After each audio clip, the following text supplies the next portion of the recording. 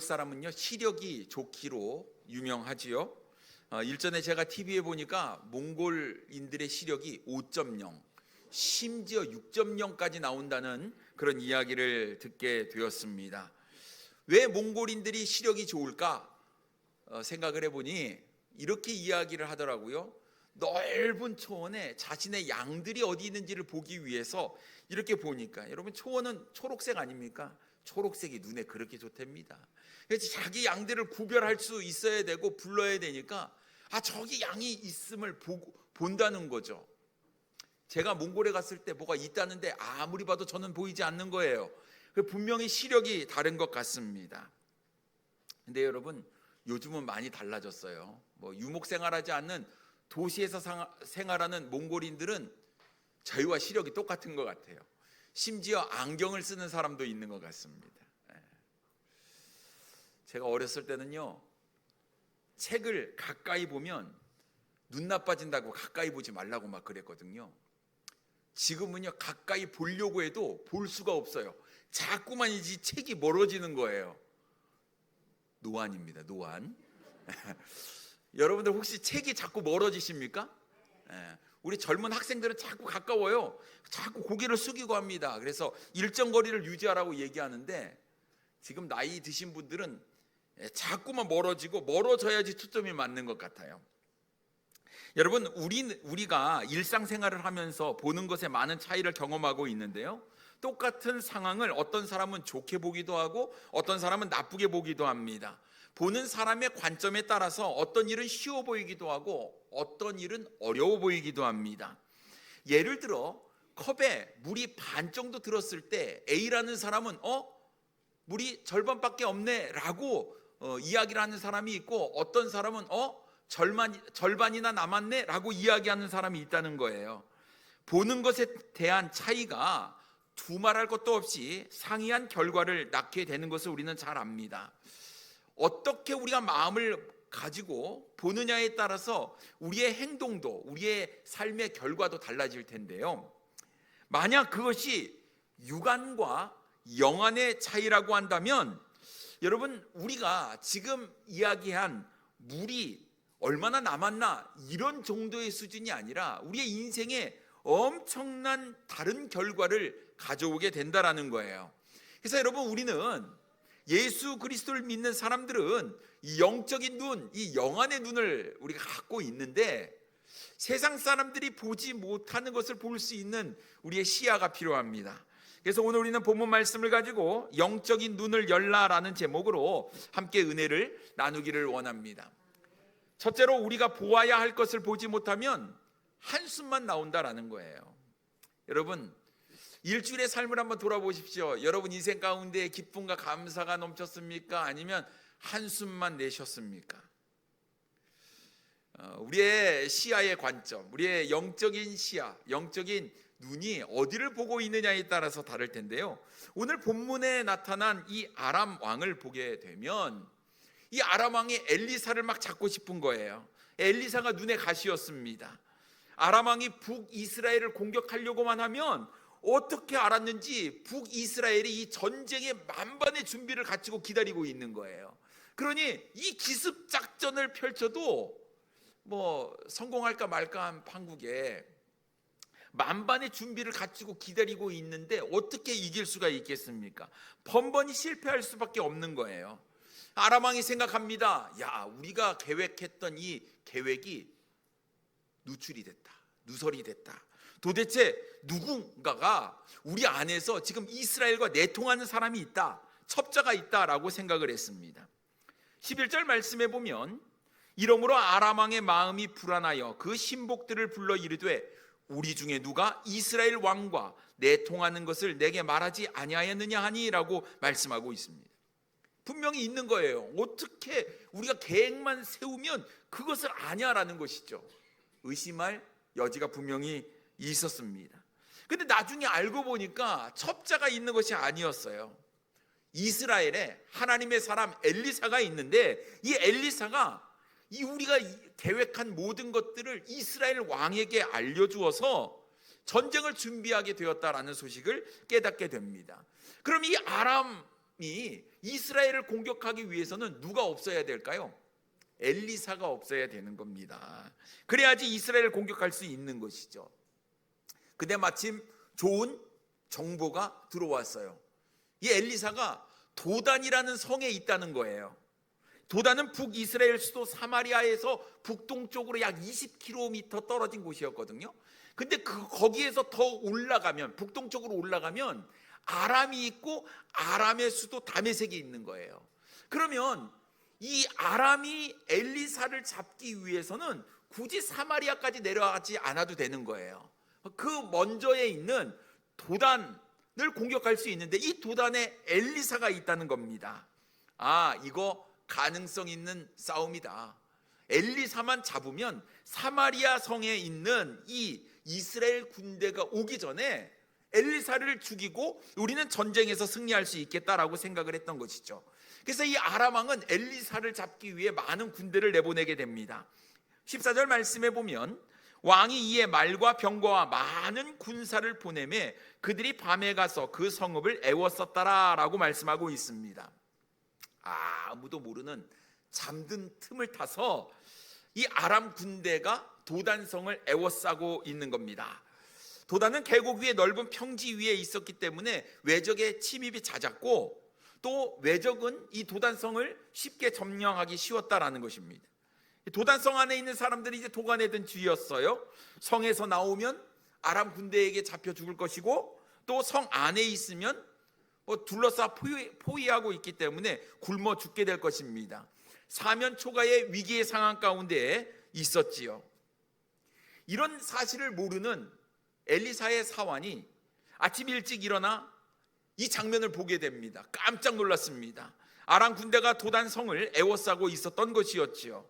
15절 말씀에 보면 하나님의 사람의 사환이 일찍 일어나서 나가보니 군사와 말과 병거가 성읍을 애워쌌는지라. 그의 사환이 엘리사에게 말하되 내 주여 우리가 어찌하리이까 하니라고 말씀하고 있습니다.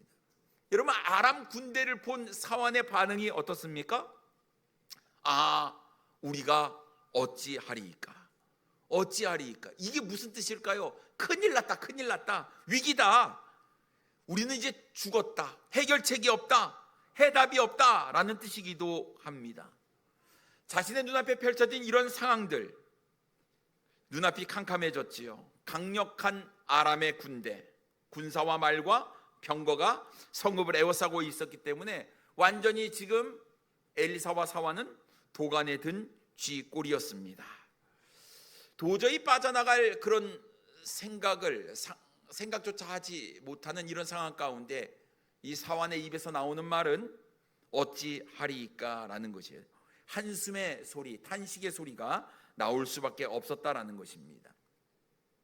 근데 여러분, 우리의 인생을 한번 돌이켜 보십시오. 우리의 삶의 문제 앞에서 우리도 사환처럼 이렇게 말할 때가 너무나 많지 않습니까?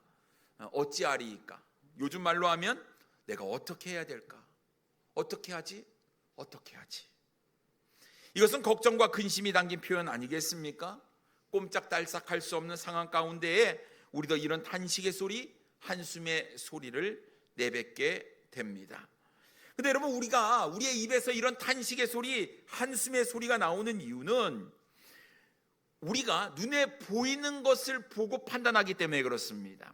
지금 사환의 눈에 도단성을 애워싸고 있는 아람의 군대만 보인 것처럼 우리 눈에도 문제, 그 현실, 그 상황, 이것만 보이기 때문에 우리가 한숨을 내뱉게 된다라는 거예요. 문제만 보면 문제에 빠져들 수밖에 없습니다. 다른 생각을 할 수가 없죠. 점점 미궁에 빠져들게 되는 겁니다. 이해가 잘 안 되세요? 우리가 보이스피싱 한번 이야기를 한번 해보겠습니다. 여러분, 보이스피싱 전화 받아본 적 있으세요? 여러분, 만약 전화를 받았는데 자녀의 울먹이는 목소리를 들려주고 자녀가 납치됐다, 돈을 내놔라, 아니면 지금 누군가가 당신의 통장을 사용하고 있다, 계좌가 유출됐다, 대포 통장을 만들어서 어떻게 한다 라는 전화를 받았을 때, 여러분, 이럴 때 우리는 멘붕에 빠지게 된다, 이렇게 얘기해요. 멘탈 붕괴, 정신이 하나도 없는 그런 상황 가운데 빠지게 됩니다. 그때 차분하게 사리 분별을 잘하면서 그거 아니지, 보이스 피싱이지, 이렇게 대처하는 사람이 과연 얼마나 되겠습니까? 옆에서요, 이상한 낌새가 들어서 그거 아니야, 보이스 피싱이야 라고 얘기해도 안 믿어요. 은행 직원이 이거 아니라고 얘기를 해줘도 안 믿습니다. 심지어 경찰이 와서 이거 지금 속고 있습니다 라고 얘기를 해도 이 다 한통속이라고 생각을 하는 거예요. 그것이 사람의 마음이다라는 것이죠. 그 문제에 빠져서 다른 말, 다른 생각을 할 수 없는 그런 상황 가운데에 빠지게 된다라는 거예요. 사환이 그랬습니다. 사환. 근데 여러분, 사환과 달리 엘리사의 반응을 한번 살펴보십시오. 낙심하고 절망 가운데 두려워 떨고 있는 사환과는 달리 엘리사가 너무나 침착합니다. 그리고 이 사환에게 이야기합니다. 두려워하지 말라고 말입니다. 아니요, 상황이 이런데 왜 두려움이 없겠습니까? 당연히 두려워 떨 수밖에 없는 것 아니겠습니까? 그런데 엘리사는 두려워 떨고 있는 사환에게 우리와 함께한 자가 그들과 함께한 자보다 많다라고 이야기를 합니다. 16절 보세요. 대답하되 두려워하지 말라. 우리와 함께한 자가 그들과 함께한 자보다 많으니라고 라고 말씀하고 있어요. 근데 여러분, 이게 무슨 소리입니까? 아무리 봐도 엘리사와 자기 둘밖에 없는데 말입니다. 사환은요, 도무지 엘리사의 말을 이해할 수가 없었습니다. 그런데요, 엘리사는요, 사환이 보지 못하는 것을 보고 있었다라는 거예요. 그래서 엘리사가 뭐라고 하나님께 기도합니까? 이 사환의 눈을 열어서 보게 해달라고 기도를 합니다.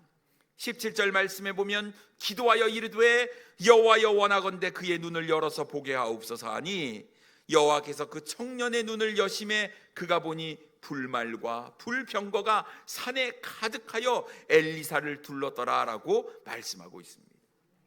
하나님께서 그 사환의 눈을 열어주셨는데 아니, 산에 가득한 하나님의 군대에 불말과 불병거가 있었는데 엘리사를 다 둘러싸고 있는 거예요. 사환이 그제서야 도단성을 지키는 하나님의 군대를 보게 되었다라는 사실입니다. 사랑하는 성도 여러분, 많은 사람들이 눈앞에 있는 현실에만 급급한 나머지 정작 봐야 할 것을 보지 못하는 경우가 너무 많은 것 같아요. 우리의 영적인 눈이 어두우면 사환과 똑같습니다. 1차적인 것, 1차원적인 것만 보는 거예요. 눈에 보이는 것, 그것만 보고 판단을 하게 된다는 거예요. 다른 것을 보지 못한다는 것이죠. 하지만 영적인 눈이 있는 사람, 영적인 눈이 밝은 사람은 다르다라는 거예요. 세상 사람들이 보지 못하는 것을 본다라는 것이죠. 눈에 보이는 것, 그 너머에 있는 것을 본다라는 사실입니다. 여러분, 우리 거듭난 하나님의 자녀들은요, 하나님이 우리와 함께 하신 줄 믿습니다. 우리 하나님 우리 편이세요. 우리와 늘 동행하고 계시고 우리와 함께 하시는 분이 우리 하나님이십니다. 그런데 오늘날 그리스도인들 중에서도 눈에 보이는 현실만 보고 눈에 보이지 않는 하나님의 보호하심과 인도하심을 보지 못하는 사람들이 있다는 거예요. 사환처럼 영적인 눈이 닫혀 있기 때문에 그렇습니다. 믿음의 눈이 닫혀 있기 때문에 그런 거예요. 그러므로 우리는 영적인 눈을 열어서 하나님의 보호하심과 인도하심을 볼 수 있어야 한다라는 거예요. 그러려면 우리가 날마다 하나님을 향한 창문을 열고 하나님과 소통하는 삶을 살아야 합니다. 오늘 본문에 등장하는 단어 중에 계속해서 반복하는 단어가 있어요. 기도라는 단어입니다. 엘리사가 자신의 삶 가운데 일어난 일을 가지고 하나님께 기도해요. 사환의 눈을 열게 해달라고, 또 아람의 군대의 눈을 어둡게 해달라고, 아람의 군대의 눈을 뜨게 해달라고 계속해서 기도하는 모습을 보게 돼요. 엘리사가 사람들이 보지 못하는 것을 볼 수 있었다는 것은 그의 삶이 늘 하나님과 연결되어 있는 삶을 살았다라는 증거입니다. 그러므로 여러분, 우리가 너무 인생을 살면서 쉽게 관가하는 것이 있는데 그것은 바로 하나님이 나와 함께 하시고 내 편이시라는, 하나님은 전능하신 분이시라는 사실을 우리가 잊고 산다라는 거예요. 우리 하나님 능치 못할 일이 없으신 분인 줄 믿습니다. 그러면 그 전능하신 하나님이 나와 함께 계신다는 것을 여러분 믿으신다면 우리의 인생에 한숨이 나오는 것이 맞습니까? 기쁨이 나오는 것이 맞습니까? 기쁨이 있어야 되고 감사가 있어야 될 줄 믿습니다. 근데 자꾸 한숨이 나오고 탄식 소리가 나오고 낙심되는 소리가 나오는 것은 우리가 그 문제 너머에 있는 하나님을 보지 못하기 때문에 그렇습니다. 그러니 여러분, 문제만 보지 마세요. 문제 뒤에서 일하고 계시는 우리 하나님, 또 문제를 통해서 내 삶을 바꾸시고 깨닫게 하시는 그 하나님의 섭리하심을 우리가 볼 수 있어야 될 줄 믿습니다. 우리 하나님은요, 쉬지 않으시는 분이에요. 우리 하나님은요, 졸지도 아니하시고 주무시지도 아니하시는 분이십니다. 우리를 지키시고 우리를 보호하시는 우리 하나님인 줄 믿습니다. 그러니 여러분, 내 삶에 기쁨과 감사의 소리가 줄고 탄식과 한숨의 소리가 더 많아진다면 내가 지금 하나님과의 관계가 잘 이루어지지 못하고 있구나, 내가 하나님을 바라보는 영적인 눈이 어두워져 있구나, 내가 이 영적인 눈을 뜨고 정말 주님과의 관계를 새롭게 하고 주님의 인도하심을 받아야겠다라고 결단하시는 우리 사랑하는 성도님들 되기를 원합니다. 두 번째로, 우리가 해야 할 일을 알지 못하면 반복해서 묻는다라는 거예요. 엘리사가 하나님께 다시 기도합니다. 이번에는 아람 군대의 눈을 어둡게 해달라는 기도였어요. 18절 말씀에 보면 아람 사람이 엘리사에게 내려오매 엘리사가 여호와께 기도하여 이르되 원하건대 저 무리의 눈을 어둡게 하옵소서 하매 엘리사의 말대로 그들의 눈을 어둡게 하신지라 라고 말씀하고 있습니다. 하나님은 엘리사가 기도할 때마다 그 기도에 응답하여 주셨어요. 이번에는 아람 군대의 눈을 어둡게 하셨습니다. 그러니까 아람 군대가 봐야 할 것을 보지 못하게 된 거예요. 심지어요, 그들이 잡으려고 했던 엘리사가 지금 눈앞에 있고 엘리사가 이야기하는데도 엘리사를 엘리사로 보지 못하는 거예요. 오히려 잡으려고 했던 엘리사를 따라서 도단에서 사마리아 성으로 이동을 하게 됩니다.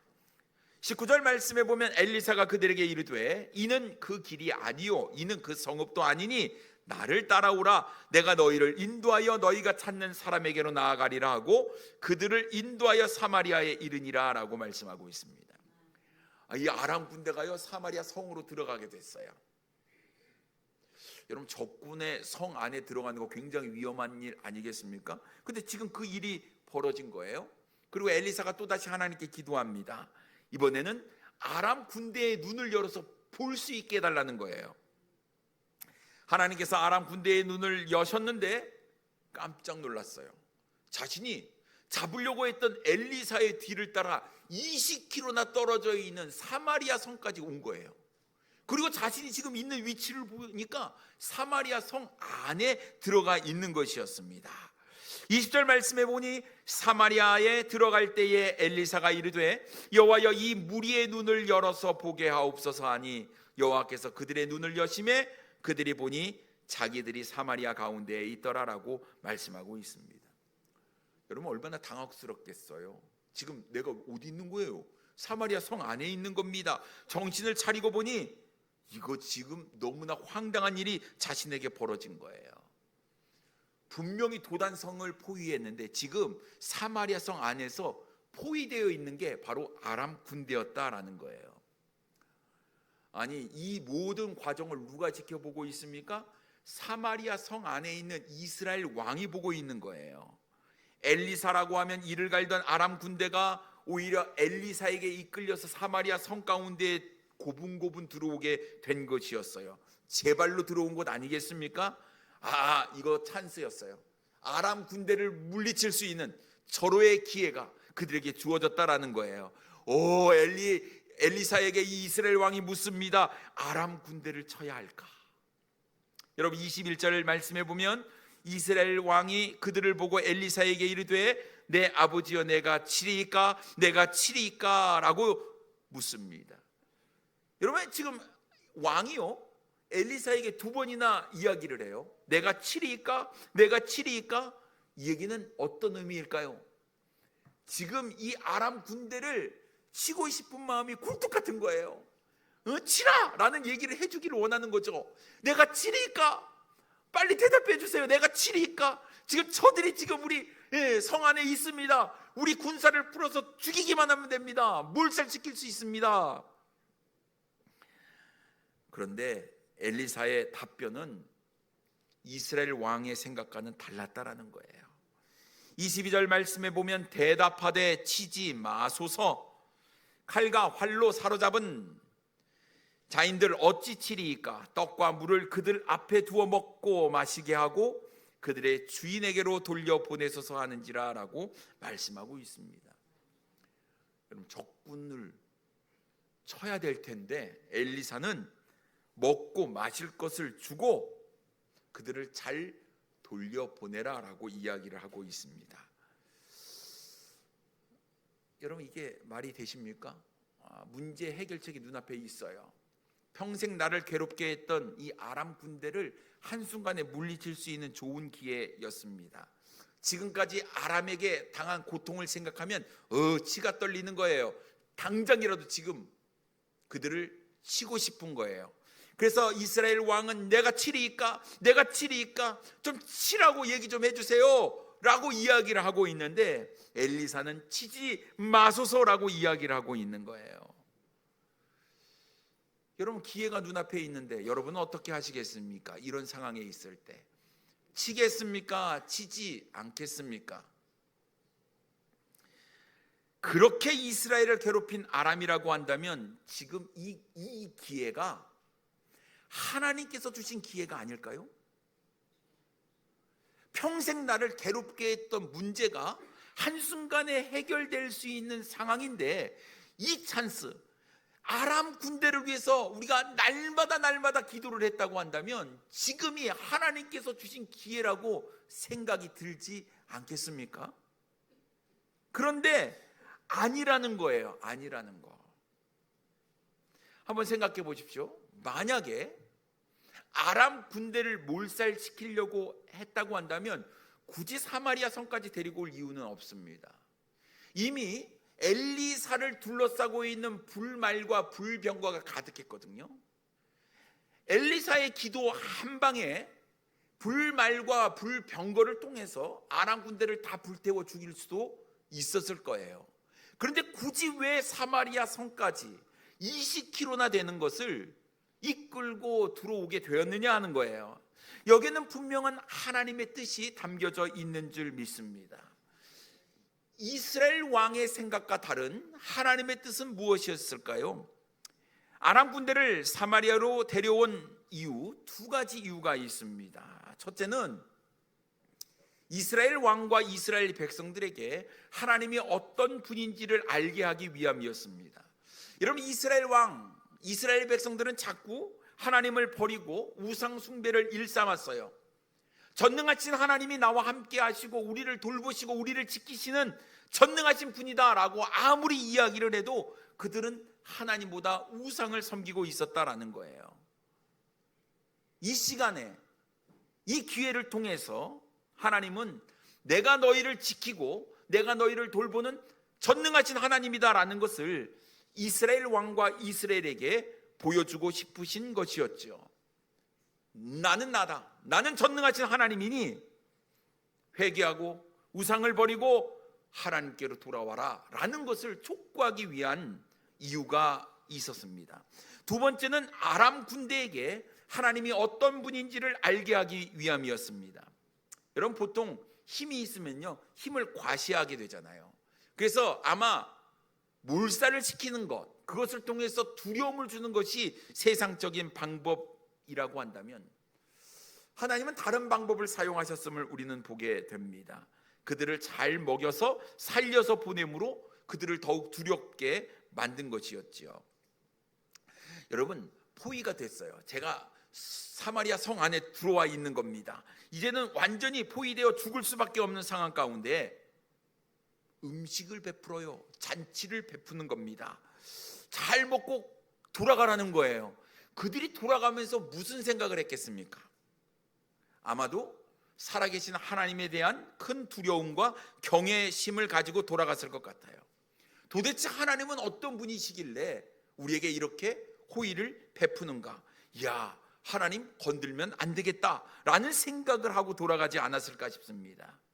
아니나 다를까 그들은 다시는 이스라엘 땅에 들어오지 못했다고 성경은 기록하고 있어요. 23절 말씀에 보면 왕이 위하여 음식을 많이 베풀고 그들이 먹고 마심에 놓아보내니 그들이 그들의 주인에게로 돌아가니라. 이로부터 아람 군사의 부대가 다시는 이스라엘 땅에 들어오지 못하니라 라고 말씀하고 있습니다. 놀라운 일이 벌어졌잖아요. 이스라엘 백성들, 이스라엘 왕이 원하는 일대로 지금 벌어지게 되었다라는 거예요. 하지만 이스라엘 왕은 하나님의 놀라운 뜻을 알지 못했어요. 영적인 눈이 닫혀 있었기 때문에 당장 눈앞에 보인 아람 군대를 죽이려고 했다라는 거예요. 하지만 하나님은 손에 피 한 방울 묻히지 않고도 아람 군대를 두렵게 만들었고 그들이 다시는 이스라엘 땅을 들어오지 못하도록 놀라운 방법을 사용하셔서 그들을 쫓아내셨다라는 사실입니다.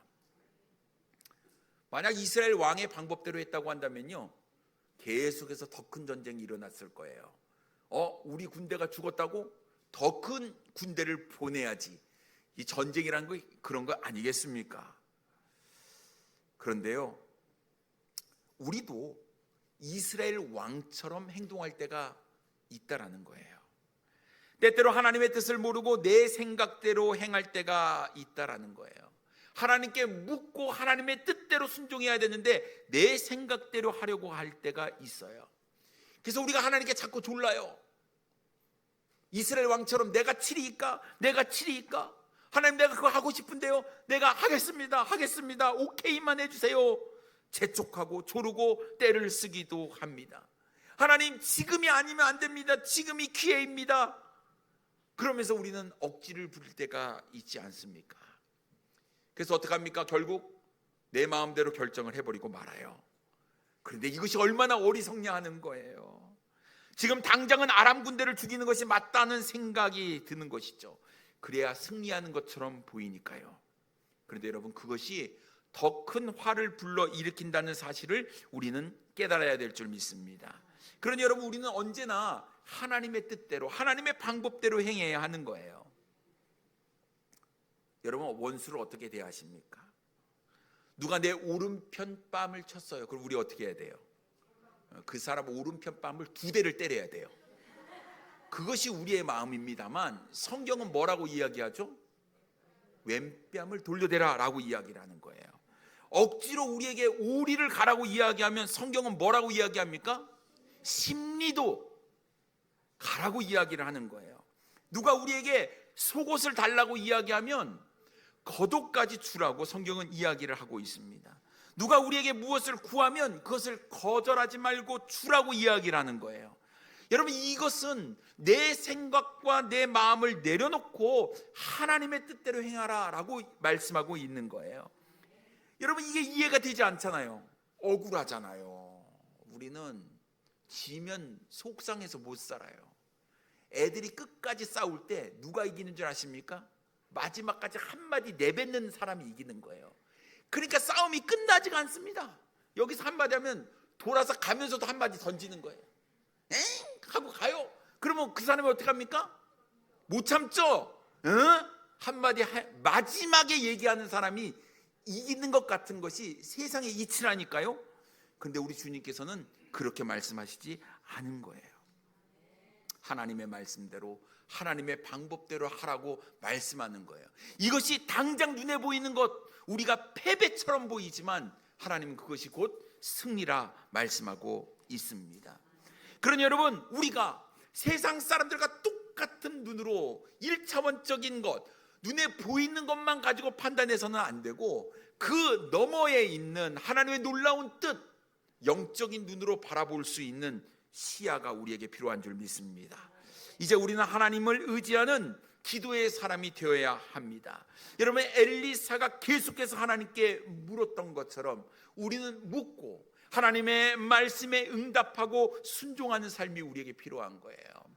여러분, 하나님이 이끄시는 대로, 하나님이 우리의 삶을 인도하시는 대로 우리가 그 삶에 온전히 하나님께 맞추어서 살아가는 우리의 삶의 모습과 행동이 있을 때 여러분, 우리는 승리의 삶을 살 수 있다라는 것입니다. 영적인 눈이 떠지지 않아서 여전히 눈앞에 있는 대적만 크게 보이고 우리의 삶에 한숨과 걱정과 낙심만 가져오게 된다면 여러분 이제 우리의 영적인 눈을 떠야 할 때인 줄 믿습니다. 나와 함께 하시는 하나님, 불말과 병거를 통해서 나를 지키시고 보호해 주시는 하나님의 군대를 보게 해달라고, 우리의 영적인 눈을 뜨게 해달라고, 내가 오직 하나님만 붙잡겠다고, 내가 오직 하나님만 의지하겠다고 우리가 하나님께 믿음으로 나아가야 하지 않을까요? 세상 사람들이 보지 못하는 것을 볼 수 있도록 이제 우리의 영적인 눈을 크게 떠달라고 하나님께 기도하시고 믿음으로 나아가시는 우리 사랑하는 성도님들 되기를 원합니다. 기도하겠습니다.